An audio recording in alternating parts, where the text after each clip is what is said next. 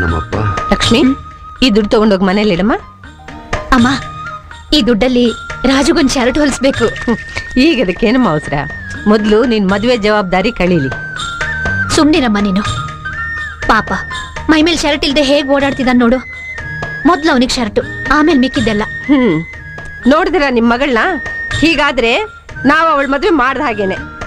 ರಾಜು, ನಡೆಯೋ ಹೋಗೋಣ. ಹೋಗ್ಲಿ ಬಿಡೆ ಪಾಪ, ಅವನ್ ತಾನು ಮೈ ಮೇಲೆ ಬಟ್ಟೆ ಇಲ್ದೆ ಎಷ್ಟು ದಿವಸ ಅಂತಿರ್ತಾನೆ. ಹೋಗಿ ಹೋಗಿ ನಿಮ್ಮ ಹತ್ರ ಹೇಳಿದ್ನಲ್ಲ, ನನ್ ಬುದ್ಧಿಗಿಷ್ಟು. ಸರಿ ಸರಿ, ಊಟ ಮಾಡಿ. ಇದಕ್ಕೆ ಏನು ಕಡಿಮೆ ಇಲ್ಲ. ಆವು ಅಂದ್ರೆ ಆಕಾಶ ನೋಡೋದು. ಲಕ್ಷ್ಮಿ. ಏನಮ್ಮ? ಯಾಕೆ? ಊಟ ಮಾಡ್ಬಮ್ಮ. ಟೇಲರ್ ಅಂಗಡಿಗೆ ಹೋದ ರಾಜು ಇನ್ನು ಯಾಕೆ ಬರ್ಲಿಲ್ಲ ಅಂತ ನೋಡ್ತಿದ್ದೀನಮ್ಮ. ಅವನು ಬರ್ಲಿ, ನಾನು ಆಮೇಲೆ ಊಟ ಮಾಡ್ತೀನಿ. ತಮ್ಮನ್ ಮೈ ಮೇಲೆ ಅಂಗಿ ನೋಡೋವರೆಗೂ ನಿನಗೆ ನಿದ್ದೆನೆ ಬರಲ್ವೇ? ಅಕ್ಕ ಅಕ್ಕ, ಯಾಕೋ ಇಷ್ಟೊತ್ತು ಮಾಡ್ದೆ?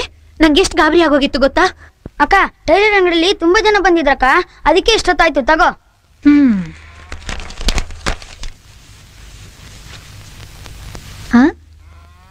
ಏನು ಇದು? ಶರ್ಟ್ ಹೊಲ್ಕೊಡು ಅಂದ್ರೆ ರೌಕೆ ಹೊಲ್ಕೊಟ್ಟಿದಾನಲ್ಲ. ಆ ಟೇಲರ್ಗೆ ತಲೆ ಕೆಟ್ಟಿದ್ಯಾ? ರೌಕೆ ಹೊಲಕ್ಕೆ ನಾನೇ ಹೇಳಿದ್ನಕ್ಕ. ನೀನ್ ಹೇಳಿದ್ಯಾ?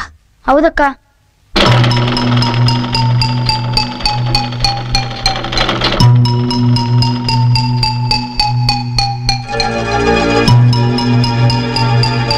ನನ್ ಮೈ ಮೇಲೆ ಬಟ್ಟೆ ಇಲ್ಲ ಅಂದ್ರೆ ಯಾರು ನೋಡಲ್ಲ, ಆದ್ರೆ ನೀನ್ ರೌಕೆ ಅರ್ಧೋಗಿರೋದ್ನ ಎಲ್ರೂ ನೋಡ್ತಾ ಇರ್ತಾರಕ್ಕ.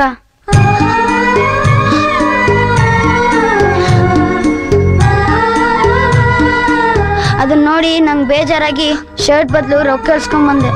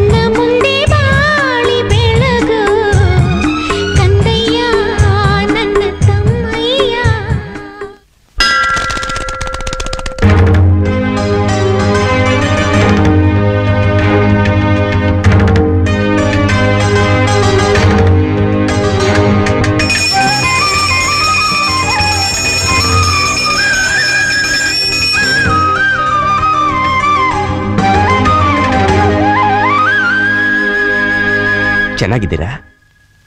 ಚೆನ್ನಾಗಿದ್ದೀನಿ. ತಾವಿಷ್ಟು ದೂರ? ಇವತ್ತು ನಮ್ಮ ಜಮೀನು ವ್ಯಾಜ್ಯ ಕೋರ್ಟ್ನಲ್ಲಿ ತೀರ್ಮಾನ ಆಗ್ತಿದೆ, ಅದಕ್ಕೆ ದೇವ್ರ ದರ್ಶನ ಮಾಡ್ಕೊಂಡು ಹೋಗೋಣ ಅಂತ ಬಂದೆ. ತುಂಬಾ ಸಂತೋಷ. ಇಡೀ ಊರಿಗೆ ದೇವರಾಗಿರೋ ನಿಮಗೆ ಈ ದೇವ್ರು ಎಂದಿಗೂ ಅನ್ಯಾಯ ಮಾಡಲ್ಲ, ಎಲ್ಲ ಒಳ್ಳೇದಾಗುತ್ತೆ. ಜಯ ಶ್ರೀರಸ್ತು,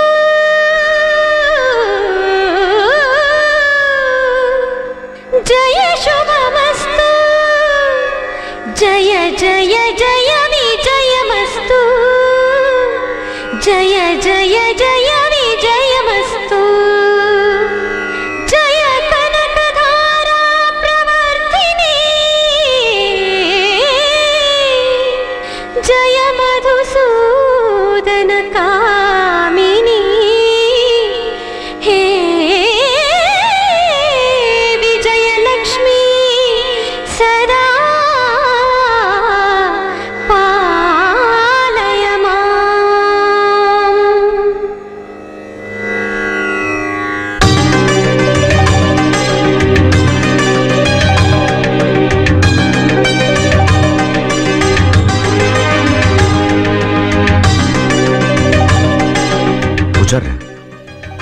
ಆಕೆ ಯಾರು? ನಮ್ಮ ವೀರಣ್ಣನ ಮಗಳು ಮಹಾಲಕ್ಷ್ಮಿ ಅಂತ.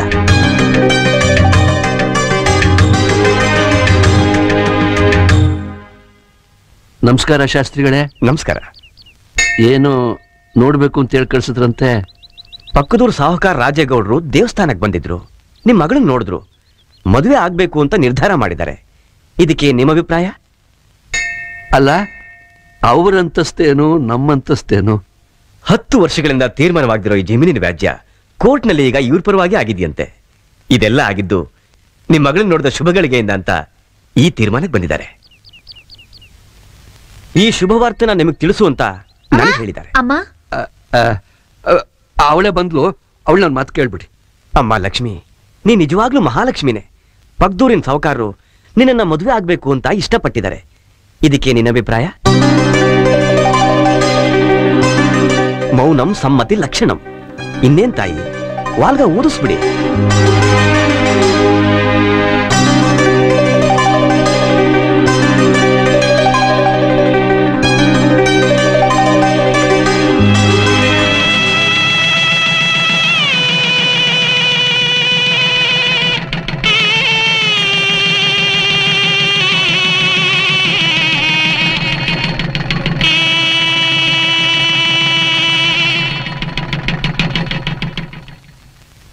ಸಾವಿತ್ರಿ, ಸಾವಿತ್ರಿ, ಸಾವಿತ್ರಿ, ಟೈಮ್ ಆಯ್ತು, ಕಳ್ಸಿ ಅವಳನ್ನ. ಏನೇ ಇದು? ನಮ್ ಲಕ್ಷ್ಮಿ ಕೊಡೋಕೆ. ಮೊದಲೇ ದೊಡ್ಡ ಶ್ರೀಮಂತರು, ಇದನ್ನೆಲ್ಲ ಒಪ್ಪಿಸ್ಕೋತಾರೇನೆ? ಅವ್ರೆಷ್ಟೇ ಶ್ರೀಮಂತರಾದ್ರೂ ನಮ್ ಮಗಳಿಗೆ ಇದನ್ನೆಲ್ಲ ಕೊಡೋದು ಸಂಪ್ರದಾಯ. ತವ್ರ ಮನೆಯಿಂದ ಅವಳನ್ನ ಬರೀ ಕೈಯಲ್ಲಿ ಕಳ್ಸೋಕೆ ನನ್ ಮನ್ಸು ಯಾಕೋ ಒಪ್ತಾ ಇಲ್ಲ ರೀ. ಹೋಗ್ಲಿ, ನಮ್ ಪುಟ್ಟಿನ ಕೇಳ್ಬಿಡು, ಅವಳಿಗೆ ಏನ್ ಬೇಕೋ ಅದನ್ನ ತಗೊಂಡೋಗ್ಲಿ. ಲಕ್ಷ್ಮಿ, ಅಮ್ಮ, ನಾನೇನ್ ಇಷ್ಟಪಟ್ರು ಕೊಡ್ತೀಯಾ? ಯಾಕಮ್ಮ ಕೇಳ್ತೀಯಾ? ನಿನಗಿಂತ ದೊಡ್ಡದೇನಿದೆ ಇಲ್ಲಿ? ನೀನ್ ಇಲ್ಲಿಂದ ಹೋಗುವಾಗ ನಗ್ನಗ್ತಾ ಹೋಗ್ಬೇಕು ಅನ್ನೋದೇ ನಮ್ಮ ಆಸೆ.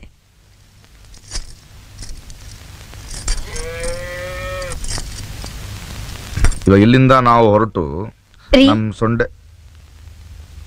1 ನಿಮಿಷ.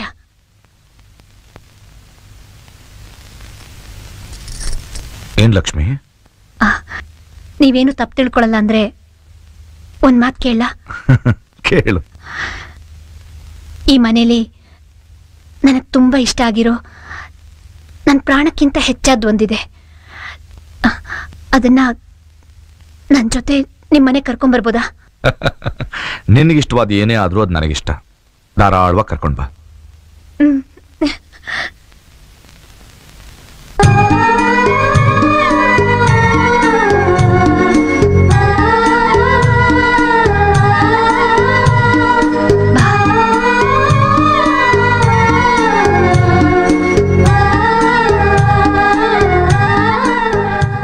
ಇವನ್ ಬಗ್ಗೆನೇ ನಾನು ಹೇಳಿದ್ದು.